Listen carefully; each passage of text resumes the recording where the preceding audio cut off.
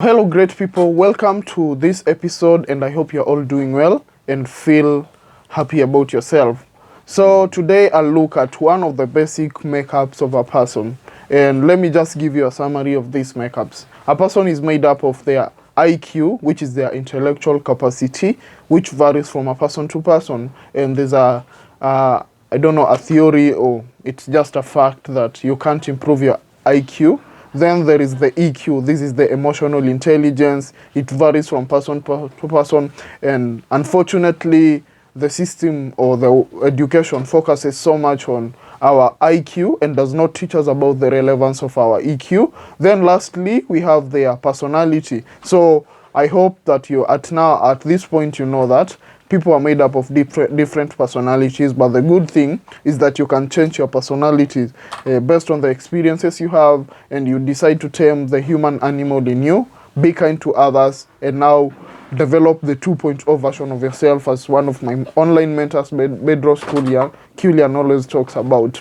So the good thing is that you can enhance your EQ and your personality. So, and we want to talk about emotional intelligence, and I'll just like talk about self mastery. You find that there are so many of us want to dominate in the universe, conquer places, win accolades, but when you come back to who you are as a person, you find that they are really struggling in controlling their emotions. Like, their emotions will actually dictate the best. It's like they are a slave to their own bodies. And maybe let me just try to define what self-mastery is. And it's been defined by one of Collins English Dictionary, which says self-mastery is the ability to take control of one's life without being blown off course by feelings and urges and circumstances. Your body becomes your servant and not your masters. So you find that most of us are servants to our own bodies, because whatever impulses, whatever urges we have, we just submit to them. We don't even take time to analyze whether this is really important, whether this will serve us in the long term, or it's just an immediate thing we need to, like, the urges we are feeling, which at some point, like, you'll engage in the action. You don't think about it, you don't try to analyze the emotion, and you find that you are regretting the next minute. So first of all, the topic is about emotional intelligence, and I'll just read a verse from the Bible. Allow me to do this. A verse from the Bible which talks about emotional intelligence, or how you can become a master of your own emotions. So we'll read the book of Proverbs chapter 16 verse 32, and I'll read the King James Version, which is here, but I've already written it down so I can just read to maybe save on time. He that is slow to anger is better than the mighty, and he that ruleth his spirit than he that taketh the city. This is King James Version. So, as a person, your biggest desire should be to gain mastery over your own self, like your body, your urges, your emotions, and everything, rather than trying to conquer let's say a territory. You're trying to win someone else validation or anything. The best form of validation is the one you get from yourself, knowing that you're a master to your own self and you are not a servant to your own urges and emotions. So what is self-mastery? Self-mastery is the ability to take control of one's life without being blown off course by feelings, urges, and circumstances. So this is about mastering yourself and now making your body, your urges, and your feelings a servant to your own cause, rather than becoming a servant to them. Then what is emotional intelligence? So I'll just read. The definition is from this book here.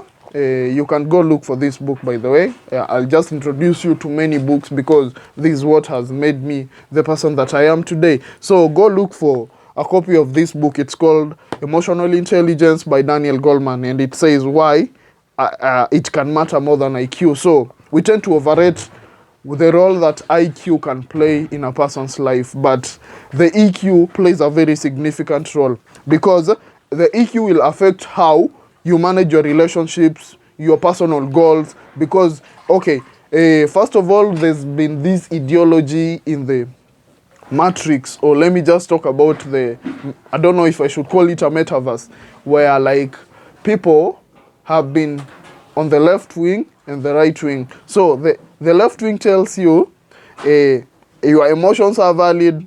Your emotions, you should just make decisions based on your emotions. Sometimes it's good to be emotional and make emotional decisions. And then there's the right wing, which tells you that you should be logical and rational. A man, for example, they tell you a man should never cry, a man should never be vulnerable. And then you find that most of the people now tend to make decisions that are maybe so they are self-sabotaging. For example, a man fills up his neck and everything. He doesn't open up. He doesn't try to understand his emotions. He doesn't try to understand where they are coming from and the reason as to why they are here and how he can use them to make better decisions. And you find that tentatively most of them will tend to commit suicide. So you find that it's kind of a conundrum. So how do we analyze? Like, what is the place of emotions and what is the place of rationality or rationale? So that is what we are going to delve into. How do we balance your emotions? How do you balance your emotions and also incorporate logic or rationale in the whole process of becoming a better human being? So the interconnection between self-mastery and emotional intelligence, you find that your emotions will always be something you can't control. And so as I was talking about this point of these people who tell you the left wing and the right wing, the two ideologies are still misleading, because you'll find that you are still human, and your emotional makeup, as we've talked about the three makeups of a person. You have an IQ. This is where logic and rationale comes in. You have the EQ. Now this is the place of emotions and how you can master your emotions and not let them get the best of you. And you have your personality. So the people that tell you to overlook your emotions are just trying to deny the inevitable, that you are still emotional beings, and in most cases your emotions or feelings will dictate what you do. For example, you'll find that how you spend your money is greatly determined by how you're feeling, especially if you don't have domain or dominion over your own emotions. How you relate to the people around you will be greatly determined by the impulse feelings. For example, if someone has made you mad and you come to your own, for example, you come to talk to your brother, then you find yourself venting or releasing this bad energy on them, and they are like, wait, hold on. Did I offend you, or is there something that I have done wrong?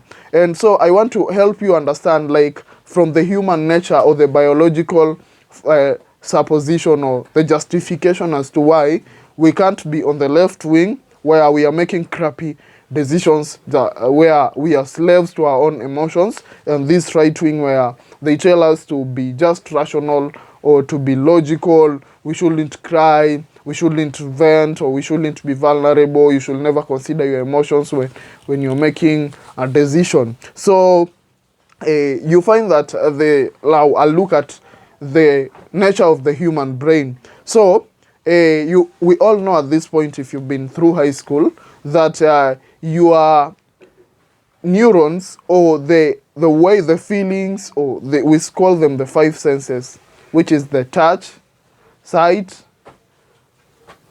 a sense of hearing, taste, and what?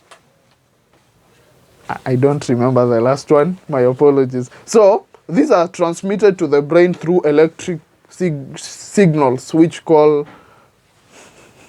So you find that your emotions, or the feelings, or the senses, the five senses, will be sent to the brain through electric signals, which you call nerve impulses. So, and the process is that they are transmitted from a cell to cell, and when they are entering the brain, they will first come through like the lower side, the spinal cord, and before they reach the frontal brain, or I don't know if it's called the frontal cortex, they have to go through the limbic system. And the limbic system is responsible for the emotions that you have. So you find that you will not have a control over the emotions, like this passage process where the emotions are, the electric signals are traveling from the spinal cord to the prefrontal cortex or the frontal brain via the limbic system. The limbic system is responsible for the emotions that you get. So, which definitely now dismisses this claim by the right-wing side, the far right-wing side, which tells you should never be an emotional person as a man. And the left-wing now is also misleading because you'll make self-sabotaging decisions when you rely on your emotions. So that's why we want to decode, like analyze what we can do to become better people by enhancing our emotional intelligence skills. So you find that, as we said, different experiences will trigger different emotions or feelings in you, and we call them the trigger events. So for example, there are circumstances that will make you happy. For example, you see someone that you've been crushing on and they tell you, I accept you, or I'm into you, yes, I accept. Or maybe your parents have brought you some good gift that you've been praying for, or your friends have turned out and surprised you in a way that you didn't expect. And then now there's this experience where maybe you got to realize that your partner has been cheating on you behind your back, or your friend has betrayed you, and you're sad, you don't know what to do. So you find that there are different experiences which will trigger different events in you.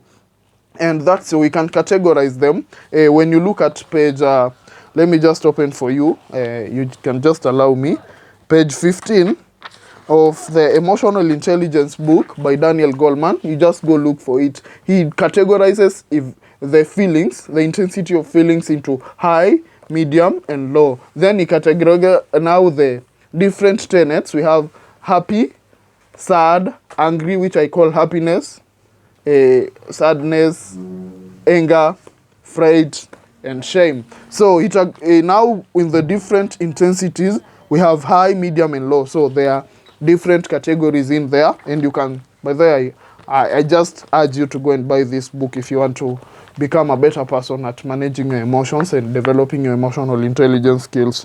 So you don't have control over the first sequence or the process where the emotions will ultimately come, but you have control over what you, like, your reaction to the whole process. You find that there are people who are proactive, or they take actions, and now there are some of us who are reactive to the circumstances now. Like, things just take you by surprise. You find someone says, I didn't want to do that, I just found myself doing it, I don't know how it happened. It's because they have not learned to master emotional intelligence skills, and now they are subject or servants to their own emotions.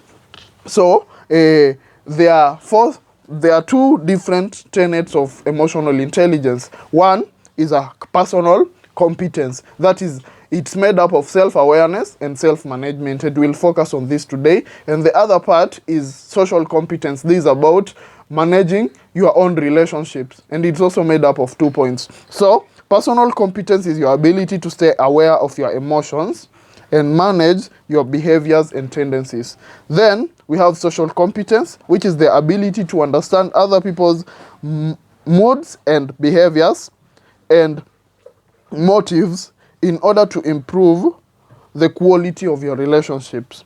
So first of all, let me just go back to the emotions. You find that your emotions are here for a reason. They are here to teach you something. And if you keep on dismissing the emotions, they will resurface in a way that you don't expect. For example, if you are a married person, or if you have a boyfriend or a girlfriend and you had a disagreement and you didn't take time to you invalidated your emotions after this process. Maybe you felt frustrated, you were angry, so you didn't try to understand your emotions, because most of us don't like staying in this uncomfortable emotions, which Daniel Goleman talks about. Lean into your discomfort, allow yourself to stay in uncomfortable emotions and try to learn and understand, first of all, where they are coming from. Maybe it's about your childhood. We talked about trigger events, which are made up of your personal history. So maybe it's just like you've been exposed to this, for example, a childhood trauma, where you learned that if someone treats you in this way, it will now go to the subconscious mind and produce the same trigger points or trigger events that you've had. For example, if your parents were shouting at you and now you are with this boyfriend or maybe a spouse that is also shouting at you when they are doing something, most likely the subconscious mind picks that emotions or the trigger events that you had at that point. So if you dismiss these events or the emotions and now try to just either get into a distraction, you find that most of us will now resort into taking weed, alcohol, or maybe engaging in degenerate activities. You'll find that either now you are heartbroken by one person and you decide that I'll now be sleeping with random people. You think that you are revenging against this person, but in the whole course you're just destroying your dignity and your value as a person. So you have to take time with your emotions, learn to listen to them, validate them. If either they are bad or good, don't label your emotions as either bad or good, but make an intentional decision today that you'll stay in the discomfort. For example, if you have this experience, I've talked about the heartbreak or the betrayal, don't try to listen to music. Or for example, there's a time I was like, I'd gone through an issue that really disappointed me, and okay, I was trying to like dismiss the emotions or the feelings, and I was listening to music, and it just made my energy bad. I felt bad, like I just felt anxious and depressed. Then I decided, no, this is not the point I'm gonna take. So I took my earphones or the earpods from my ears, and I do this mostly. I communicate with myself verbally. Or like, okay, I don't open my mouth, but I just communicate with myself. I ask myself, hello Sam, I understand you feel frustrated.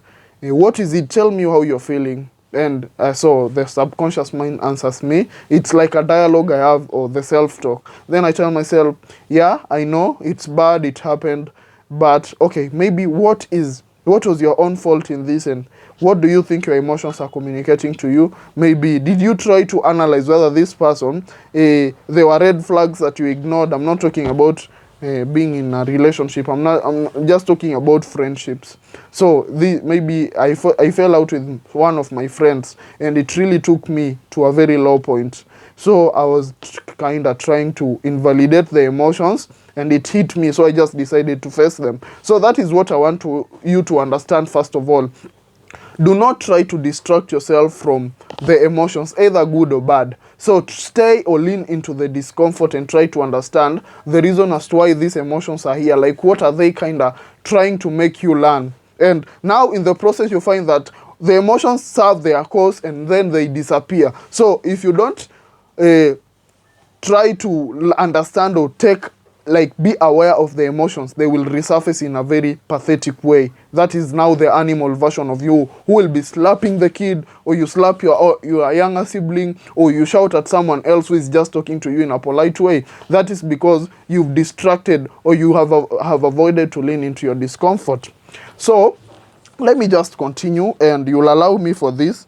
I've told you about the tenets of emotional intelligence, which is personal competence and social competence. So today we are just looking at personal competence because we've talked about the art of self-mastery. You can't really be a master of the world if you are still slave to yourself, to your own impulses and emotions. So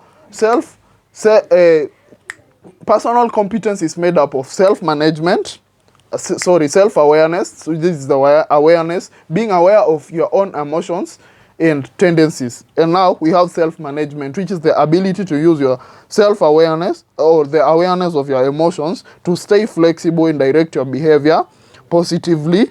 That is now the aspect of delayed and instant gratification. So if you are aware of your own emotions and now you apply the skills of self-management, you will find that you'll be able to delay gratification. You'll engage in meaningful rather than expedient activities, and that is one of the rules from the 12 Rules for Life by Professor Jordan B. Peterson, which says engage in meaningful rather than expedient things. This is an aspect of discipline and delayed gratification. So, okay, we've talked about self-awareness. What is self-awareness, and what are some of the tools that I can use to improve, or the skills I can use to improve my self-awareness? Self-awareness is your ability to accurately perceive your own emotions, and in the moment and understand your tendencies and across situations. For example, you understand how you feel in maybe sad moods. You understand how you feel in like maybe moments of happiness, anger, disappointment. So you understand them and it takes time. So what are some of the skills you can use to improve your self-awareness? So first of all, as I told you, your emotions are here. They are here to serve you a purpose. So do not label them as either good or bad. You find that most of us, okay, there's no problem with bad emotions, but most of us don't like the discomfort that comes with bad or the bad emotions. And now the problem comes here when you try and label your emotions as either good or bad. You'll find that you'll try to find every means to distract yourself from the feelings or the mood that comes with bad emotions. So don't try to label them. Just allow your emotions to stay and serve their cause. So try just to be like, avoid any distraction. If it's music, like, just stay with yourself. The awareness should be on your brain and your emotions. So try to engage in this dialogue. Try to validate the emotions. Try to understand what they are telling you. Where did they come from at first? You find that the emotion might have come in today, but as I told you, the personal history, it's either through your childhood trauma, your experiences when you're growing up, and now it's just that this person has triggered the event through a replication of the same emotions or the same situation that you found yourself in prior. So it will now I could say reincarnate, or it's just a recurrent of the emotions that you experienced previously. So do not label them as either good or bad, because judging them distracts you from understanding the communication or the intention they are trying to bring forth to you. Then observe the ripple effect of your emotions. Like, this is how, for example, you find that you've ever stayed around these people whose energy is just toxic. It's because they don't have a mastery over their own emotions, so they haven't learned of any way to improve their emotional intelligence skills. So you need to observe the ripple effect. Try to analyze how your emotions affect the people that are around you. And by that, what I'm kind of just giving you the skills or the tools, they are all in this book. So just go and buy the book. Like, whatever I'm talking about is here. This is observe the ripple effect of your emotions. So I'm not giving you something of my own makeup. Of course, I've applied this principle somewhere. For example, there's a day I went to talk to my friend and they were like, Sam, you sound harsh. Like, you just like sound too vocal. What is happening? And I told them, there's an event that happened and it's really frustrated me, and apologies for like laying it down on you. Then after like trying to observe the ripple effect is like trying to understand how your emotions affect the people that are around you. So like, try to analyze in different circumstances. Just be keen. Like, this is the aspect of self-awareness. How do my emotions affect people across a broad spectrum? For example, today you stayed with your friend and you left them feeling they felt disappointed, they felt low, but when you came, they had this big energy, and especially these vampires. And some people are just like, they've never worked on themselves. They are just vampires, energy vampires. You stay around them and you live there feeling worst. You feel just like the energy that you had is now gone. You don't even understand what happened. It's because they have not worked on self-awareness or understanding themselves, or now trying to incorporate the emotional intelligence skills to become better people. And most likely they are in the animal version, that is the 1.0 version of themselves. Number 3, as I told you already, lean into your discomfort. Like, don't try to look for distractions. For example, if you're from a heartbreak, don't try to take alcohol or smoke weed or engage in degenerate activities just because you don't want to learn what your emotions are kind of here to communicate, or the intention, the message you're trying to pass to you. Then, this one I won't repeat because I'd already told you. Feel your emotions physically. Most of us, you'll find that when we are in these moments of, for example, anxiety or stress. For instance, with me, especially when I was going to my exams, when I was still in campus, I could literally sweat. Like, you see, the temperature is just changing. Or you could find me just being anxious and there's a stomach upset. So try to understand which one is yours. For example, there are people who will have headaches. There are people who will feel nausea. There are people who will have a stomach upset like me. There are people who will feel some sense of, especially with fear, like they have been paralyzed by fear. You know, in the exam situation, you don't know the kind of questions you'll meet there, so you're trying to predict. So try to understand, like, feel your emotions physically. If it's either through the breathing, you'll find them, some people in these moments of paralyzing fear, they'll have shallow breaths. And by that, I'll urge you, especially in these moments of intense emotions, just check your breath. For example, for me, I told you previously, you can go and check the previous episodes where I talk about do this to fix your life. Like, take deep breaths. For example, I just told you, even in the morning routine, the manner in which you should breathe. If you find yourself like you are just anxious or you've been paralyzed by fear, don't try to dismiss this. Instead, I would want you to like take a deep breath, which I will just show you an actionable step which everyone must take. Today I want to be that, which I want to do that anyway. So you just do this.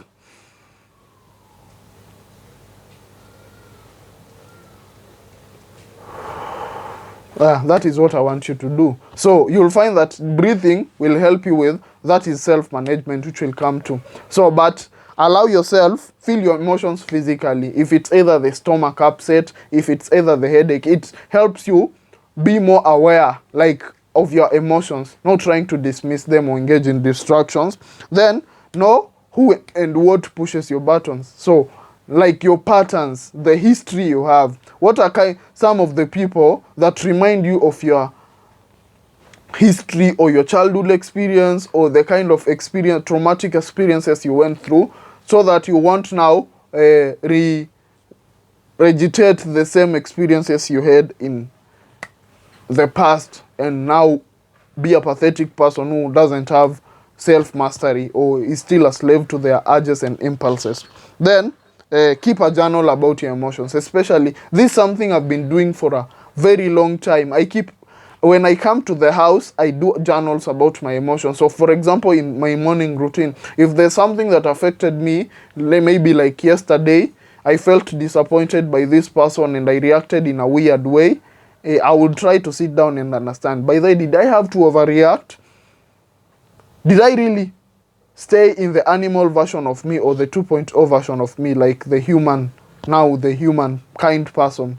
And now I keep a journal. I write about this experience, how I felt. I don't now categorize or like try to say this was a bad feeling. I just write or try to validate my emotions, but in the same way still learn the reason as to why I overreacted and what can I do to better myself in the future experiences. For example, if it is a person that came shouting at you and now you also reacted to the situation, and you find that in the whole situation, maybe you didn't have to do that. That was their own problem, which didn't have to affect the way you would have also communicated back. You should just have, I don't say that you should allow people to manipulate you, but sometimes the best way to handle people who are just pathetic or trying to make you feel bad about yourself is just being aware. Like, stay aware of yourself and ask them, hey, by the way, I know maybe you're frustrated, but are you okay? So, is there anything I might help you with? Rather than, hey, a person comes to you and tells you, today you will see. Whatever you did you told the boss, today I am going to, you won't have peace with men. You'd say, what are you talking about? Do you even understand? You tell them, hello, good morning. I don't even know whatever you're talking about, and I understand your frustrations. Maybe there was a misleading report about the same, but could you please take a breath and let us talk about this issue in a better way? So you find it has a way of, first of all, it kind of gives this person, like, it shocks them, it ambushes them.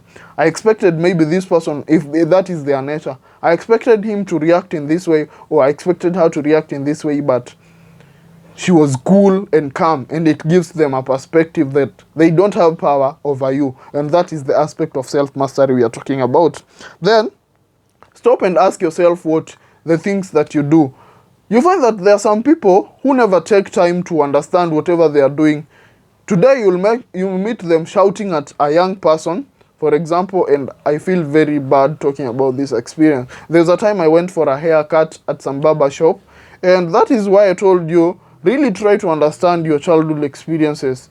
There's a guy, I won't call him a father because he doesn't deserve to be called a father. So he was beating up his girl, like the daughter, really bad. He literally took him and dumped, like, it's like you're dumping a trash in some nini. So he hit her head on the floor, and I was like, there, I literally wished I could be this strong person, because I believe as men, it's our responsibility to take care of, I'm not saying she's a weak person, but it's our responsibility to take care of the people around us. So I kind of approached him and asked him, why are you doing this? This is just a young kid. Do you think she will love you? Do you think she will love you the way she would have loved you if you treated her in a special way? So stop and ask yourself why you do the things you do. If it's spending your money, if it's the way you react to circumstances, if it's the way you treat people around you, if the way, like, people complain, like, it's not one person who has complained about your energy, it's just a couple of people. Try and ask yourself, by the way, like, why am I this pathetic version of myself? What can I do to improve myself? Then you also seek feedback. For example, if you had a meeting with a person, you try to help them, like, just be genuine and also appreciate criticism. Try and, like, inquire from them, what did I do that you didn't like? Maybe after some point you have a relationship and you try to ask your partner or your spouse, what did I do that you didn't really feel like? What did I ever do that offended you? So try and seek feedback. That is the self-awareness. And from this, you'll try to understand that next time, I did this last time and it actually affected this person. So today, I'll do this to make sure I become better also. They also experience better moments around me. Thank you, but I'm coming. Okay, so welcome back, and sorry, I had to take a break and do something. Let us look at the second tenet of personal competence. As I told you, we will look at social competence in the second or the episode number 8 of the same podcast. So what is now? We've talked about self-awareness and the skills that you can adopt to improve your self-awareness and manage your emotions, or like be aware of the emotions and tendencies at the time of the impulses. So what is self-management now? Self-management is the ability to use your awareness of your emotions to actively choose what you say and do. So I don't know, but technically you've learnt of it's a thermometer. I don't know, the other one is called a what, where the thermometer is now, when the temperature rises, it also rises. There are some people who are just like that. They go with the impulses or the emotions they are experiencing. But now when you learn to tame your urges and now be aware of your emotions, like now the art of self-mastery or awareness, you learn how to understand your emotions, not to invalidate them, but to try to understand why they are here and where they came from. And from now, the awareness you have about your emotions, you learn to make positive decisions. So that is what self-management is in the whole process. And as I told you, now there are skills that I'll just give you. I won't give you all of them, but you can find all the skills in this book, which I'll urge you to go and buy. I'll just give, like, first of all, you breathe right. And what is the essence of breathing right when you're making when you want to make a decision? So as I told you, I gave you an actionable step on how you can breathe in case of stress, anxiety, or paralyzing fear. You find that your brain needs 20% full oxygen that you've breathed in or you've inhaled.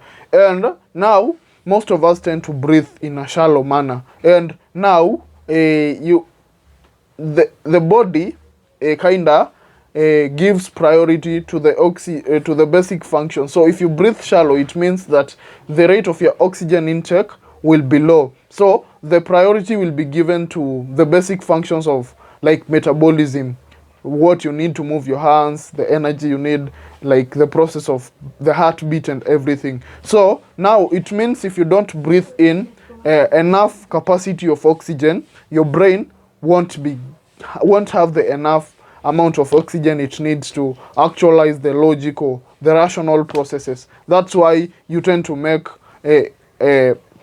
decisions that you later on, after you've gotten over this moment of the cloud of emotions, you try and say, hey, this wasn't me, I don't know why I made this. So try to make sure you breathe right. I've just shown you again, so make sure you do that whenever you're stressed. Number 2 is create an emotion versus reason list. And why should you do this? You find that I told you the left wing and the right wing. So when you try to create an emotion versus reason list, you'll try to understand, first of all, now the emotion list will try to give you a sense of what is your reason trying to dismiss about the emotions. Like, what is the essence of this emotion, on how can you incorporate your emotions in your rationality. And now with the emotion list, you'll try to decipher, like, what is it about this emotion? Is it really gonna help me become a better person? Is it really gonna matter, like maybe 24 hours, 48 hours, 10 years from now, or 2 years from now? Is it really helping me become a better person? So you now reach, or you strike a balance between the two, and you create a balance on the same. So when you create a reason versus emotion list, it helps you to strike a balance. So I'm kind of rushing, but now number 3, which is really like technically what you learned in kindergarten, count to 10. There are circumstances where you will be making impulsive decisions based on your emotions, that just counting 1, like just count, like, I don't know, like you don't have to pronounce it out in verbatim, but you can do it if you want to do it. You just count like 1, 2, 3, 4, 5, 6, 7, 8, 9, and 10. It also gives you a break, and that's why I told you the aspect of meditation. Meditation will help you kind of control your impulses, and now counting also helps you in that aspect. You'll try to break point, like be an observer for, like, at your own life. Like, have you ever seen this person, like they kind of tell you, like, you become an objective observer in your own life. You try to act as if you're someone else, and ask yourself, like, is this really gonna help me become a better person? That is the essence of counting 1 to 10. Then smile and laugh more. By that, you realize that when I read this book, I tend to smile a lot, because when you smile more, it sends like the neurons communicate to your brain that you're happy. So I know it's technically hard to smile whenever you are in this uncomfortable circumstances, but you can just learn to do this, and you'll like learn to practice it consistently, and you'll become better. Because now when your brain is deceived, it's like a cheat code. It will now produce hormones that will also help you become a better or a happy person. So that's why you should always smile and laugh more oftenly. Then take control of your self-talk. For example, if you are in these circumstances where your emotions will be shaming you because of what you've done, you consider it to be wrong. So you just try to, for example, if you slap, I don't say you should slap people. If you kinda were very verbal and abusive to a person, when you come to your self-talk, don't tell yourself, I am pathetic. Try and tell yourself, I know I shouldn't have done that. I let my emotions go, like, get into the better side of me, but next time I can do better. So, for example, let me just read you some of the things he proposes you should do, or how you can change your self-talk. Turn I always or I never into just this time or sometimes. Then number 2, replace judgmental statements like I am an idiot with factual ones like I made a mistake. Number 3, accept responsibility for your actions and no one else's. Sometimes when you are in a conflict, they are these kind of people who are raised to dismiss their own essence. You find that you tend to own everything. I don't say you shouldn't own your mistakes, but just be reasonable in a way. Own your part, and also let that person be responsible for whatever part they have taken, or whatever they are accountable for. You should blame yourself for your own shortcomings, but also let the other person be responsible for whatever they did. So I don't know, you should also fix your sleep and like sleep routine. For example, clean up your, like for example, when you wake up in the morning, stop getting your phone, go out, get some sunlight. You shouldn't have a phone past, like for example, if you go to bed at 10 p.m. or 9 p.m., the last time you should use your phone is at 7 p.m. I don't know, everyone violates this principle, including me, but we can improve and do better. Then avoid caffeine, like coffee or substances that have caffeine past 11 a.m. And this is something that I've really been committed to. Anytime it strikes 11 a.m., I don't take coffee, because you also find that your sleep plays a role in how you can control your emotions or manage yourself in this. You need, your brain needs to rest, your body also needs to rest. And you find that in moments where you are like kind of worn out, you are exhausted, you won't make meaningful or rational decisions. That's why you should also incorporate good habits like clean up your sleep hygiene. He talks about it in this book. Then the last thing I talk about is set aside some time in your day for problem solving. For example, if it's at night, if it works for you, or in the morning, most likely if it's late in the evening, like try to analyze whatever you went through, and how it affected you, and now how you can become a better person by incorporating the solutions to the problems you encountered. If it's about a conflict you had, try and understand how I can communicate better and solve this problem. So I know there are a lot of principles, but I just gave you the ones that I've literally been using. So to get a better understanding of emotional intelligence, and now the self-competence part, that is self-awareness and self-management, kindly go to the streets and buy a copy of this book. Till next time, I leave you with the grace of God, and I just appreciate everyone who has subscribed and who is continuing to support me. By the way, if you have not subscribed and you're watching, kindly hit the subscription button, and you can also hit the notification bell so that you're notified every time I post a new episode. I leave you with the grace of God, and may you have Merry Christmas and a prosperous 2024. I'll see you. I hope I'll release this episode either on Tuesday or on Wednesday, so that it comes back to back and helps you now understand with social competence. But bye and take care of yourself. Remember to take water, and remember to take ownership for your own life, because no one else is coming to change your life.